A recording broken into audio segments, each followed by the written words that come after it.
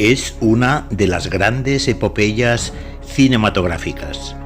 Ben-Hur fue dirigida por William Wyler y producida por Sam Zimbalist para Metro-Goldwyn-Mayer. Fue protagonizada por Charlton Heston, Stephen Boyd, Jack Hawkins y Haya Hararit.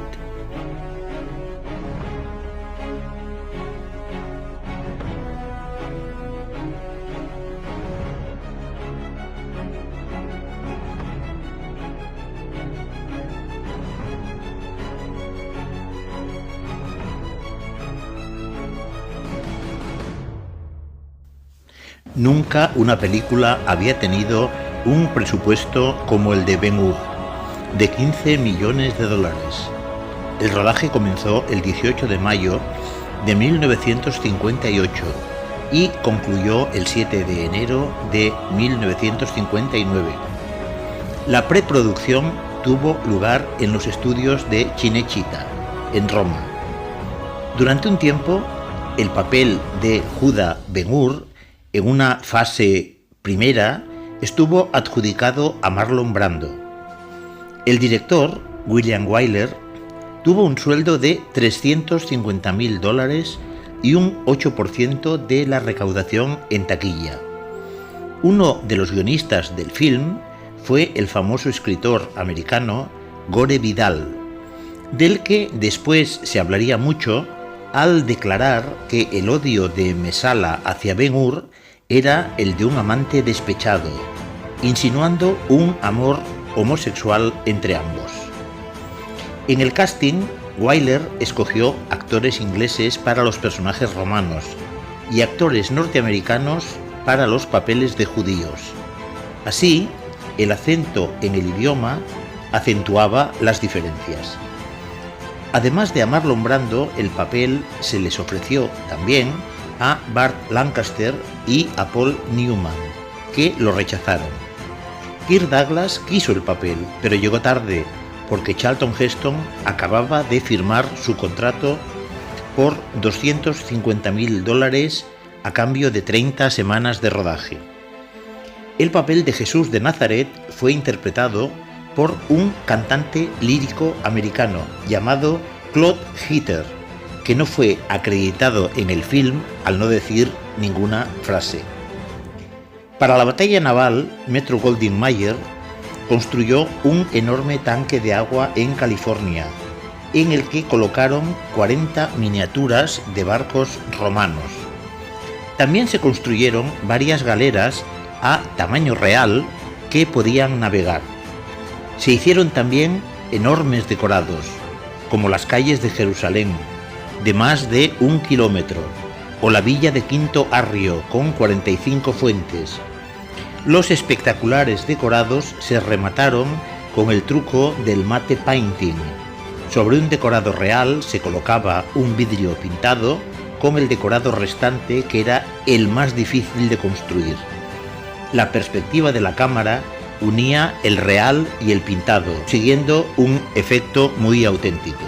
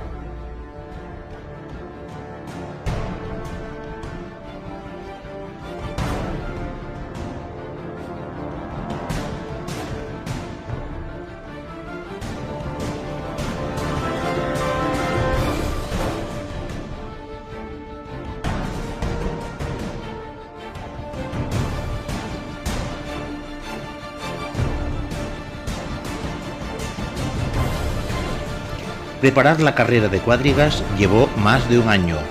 El circo romano se construyó a las afueras de Cinecittà y costó $1 millón.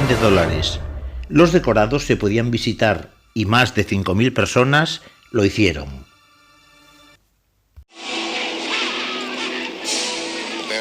was shot in what they called camera 65. That is a 65 millimeter camera. The images is something like almost 4 times the size of a normal release that you see in most movies today. It also had what they called an anamorphic process that stretched the image, so it was almost 3 to 1, three times as wide as it was high, which also gave the chariot sequence, for instance, the grandeur that it had, because you could see so much action happening at once because of this incredibly wide frame. The massive chariot sequence took a full year of preparation and required the best stuntmen Hollywood had to offer. We went over in February. It was about probably 4 months preceding the filming or the beginning of the race, and worked on the teams, drove the chariot teams, and got them down to where you could handle them and they were fit for a race. During that period of time, we set up a time in the morning wherein the actors that were involved in the race could come out and drive and get familiar with the teams themselves. If an actor can do that, it'll enable a director to get in closer with a camera, and whereas with a double, he has to stay back further. And it was funny because the only one that ever showed up out there was Chuck Heston, who's out there every day, and consequently, when the picture started, he could drive a chariot just about as well as anybody in the business. But of course, when we found that Masala and Ben-Hur could each drive the chariot, it was pretty exciting because we could go in and get some good shots. Even though Heston handled the horses with ease, for the more dangerous scenes, Joe Canut still stepped in as Ben-Hur's stunt double under the careful guidance of his father, the highly respected second unit director, Yakima Canut. The one thing where the team jumps 2 wrecked chariots and Heston's supposed to ride it over and go on. Well, my son was doubling him. The thing had me a little bit worried because it could have been a pretty bad mix-up. So I went over and gave them all their last-minute instructions, and I told Joe, Joe, just have them wide open before you get there, settle the team a little so they can make a good jump, so that keep them throwing you over the chariot. And he said, well, okay. And so I figured he'd bought my way. And when we started the scene, he come around a beautiful turn around the corner and the end of the wall, and he hit this thing wide open. He never settled the team. And when the team just started to jump, he dropped the reins and both hands in front. Well, I just swallowed my hand and said, look, here goes a wreck. Well, it turned him a complete handspring over the chariot, and he managed to hang with one hand and get a hold of the hitch rail and turn the flip off into the Spina wall. But in doing it, he got his chin cut there, a couple of stitches, and didn't really amount to anything. 30 minutes, he was back on the job working. The people have asked me about somebody getting hurt and people being killed and all. Nobody was hurt, nobody was killed. It's a double for Ben-Hur. That time when he went over the front of the chariot, that also was an accident. So he just went in and shot a close-up of Chuck Heston. I had 2 trick things there that I wanted to give them the effect of somebody really being killed. I had the guards standing along the Spina wall, and I put a dummy in between 2 of these fellows and had them hold them, and the teams come, and this team comes in close. They just shove the dummy over far enough that he gets hooked for the horse, and it spins him, and then, of course, falls off, and the next team runs over him. And then I had another one where the wheel come off, and the fellow drug behind the team, turned the chariot over. I had him turn loose, and as he started to get up, there was a team coming right at him, and he done a dive out of the way of that team, hit the ground, rolled, and ended up on his hands and knees, getting up in a cut. Then I moved in close, put the team back, and I put a dummy on a board on its knees right down to the ground where if I could trip it, and as I did, the spring would flip it up and would throw his arms up. Timed that and put it in there, and everybody swore that it was a real man and got him hurt. Not counting Masala, perhaps the biggest loser in the chariot race was one of the $100,000 65mm cameras, of which there were very few. the world. Yeah, I have the distinction of completely demolishing the first 70mm camera. They had a scene where Masala and Ben-Hur locked together neck and neck and do a 180-degree turn around the end of the spina. They had a camera shooting toward the spina, so that when we come around the end of the spina, we go between the camera and the spina. And we tried it 2 or 3 times, and it seemed to work pretty good. But I don't know what happened. When they shot it, we came around the end of the turn, and just everything started drifting out. There was ground glass and film and cameramen running every direction. They were right over the top of their barricade. It was kind of a mess. We were very unpopular around MGM for a year or 2 after that. The final cost for Ben-Hur, $15 million, the most expensive film made up to that time. The day Rome falls, there will be a shout of freedom such as the world has never heard before. Ben-Hur fue un papel relativamente fácil para él. Más o menos se interpretó a sí mismo como si fuera un príncipe judío del siglo I. Creo que lo que fue un reto para él fue aprender a conducir los carros. Cuando practicaba cómo controlar el carro con los 4 caballos, que no es nada fácil, y él hizo la mayor parte de esa escena, le preguntó a Jackie McAnutt, quien le estaba enseñando, ¿qué pasa cuando haya otros 10 carros y estemos corriendo a toda velocidad por esta esquina? Yakima le dijo, no te preocupes, Chuck, quédate en el carro. Tú vas a ganar la carrera. Eso te lo garantizo.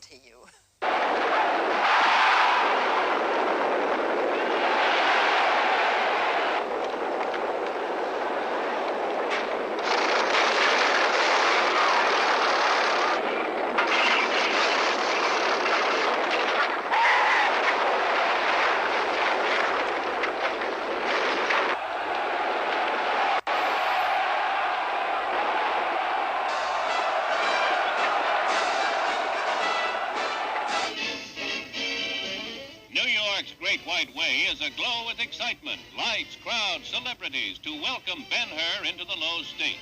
3 times an adaptation of the Lew Wallace novel has come to Broadway. As a stage production, a silent movie, and today filmed in color and widescreen. Filmland's elder statesman Adolph Zucker leads industry representatives at the premiere. MGM production chief Saul C. Siegel and Maurice Silverstein of Loew's International. And the president of Loew's Theaters, Eugene Picker. And now arriving, William Wyler with Mrs. Wyler, director of MGM's $15 million film. The excitement builds as Charlton Heston, who has the title role of Ben-Hur, arrives with his wife. And Joseph R. Vogel, president of Loew's Incorporated, and Mrs. Vogel.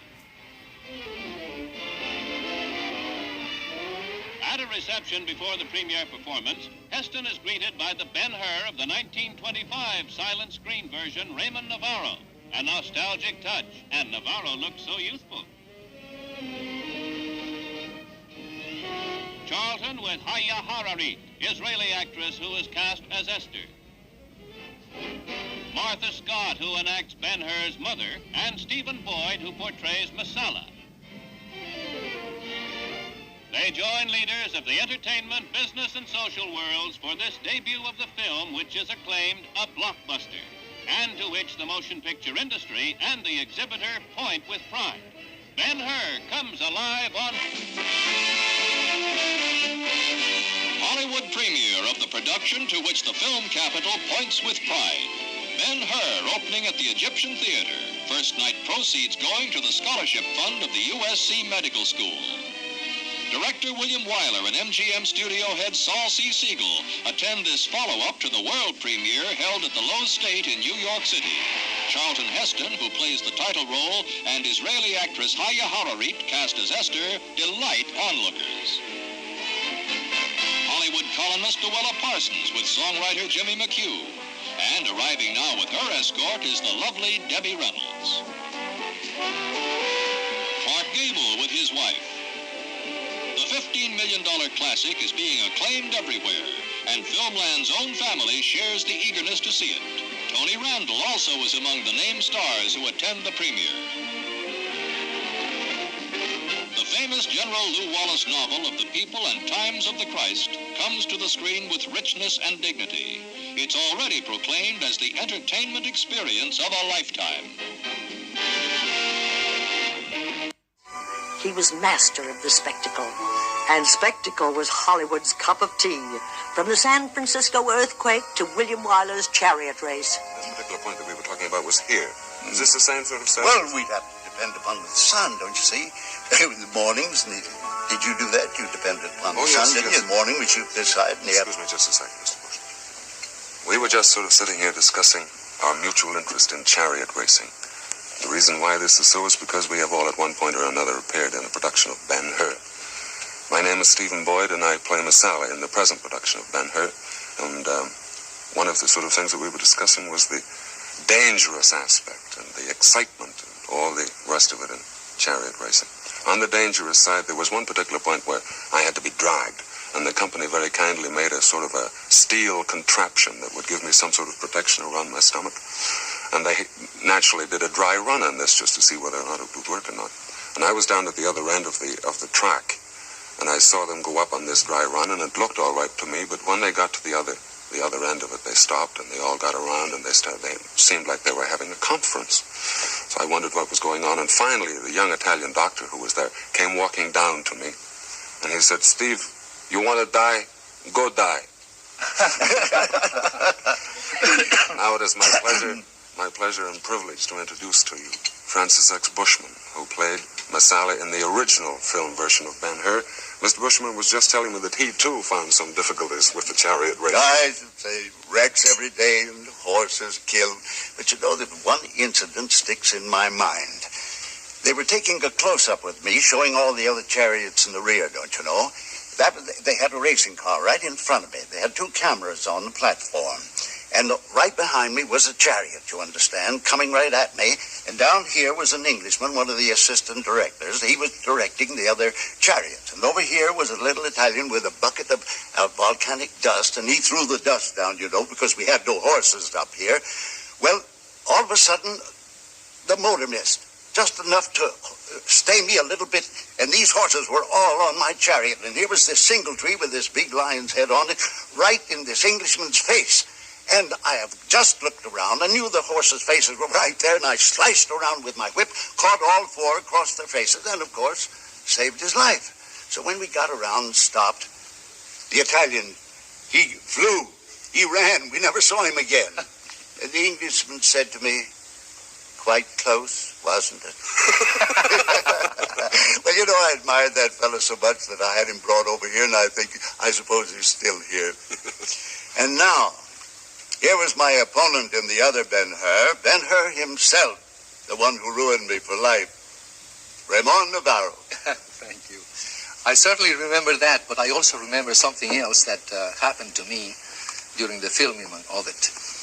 I was being dragged to the galleys, all chained, and we got to the oasis.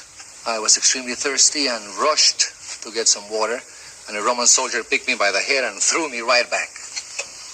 They were not sure whether they were going to take it in Technicolor or black and white. So they were taking it, the whole sequence, in both, black and white and Technicolor. We took the scene 36 times. And then the director said, "Another time, please." I said, "Nothing doing." I said, "You take your best 6 takes out of it, because I haven't enough hair to go around." Would have been fine. Suscríbete y toca la campanita, así podremos avisarte cada vez que haya un nuevo vídeo disponible. ¿Qué te ha parecido este vídeo? ¿Te gusta Ben-Hur de 1959? Déjanos tus opiniones en los comentarios.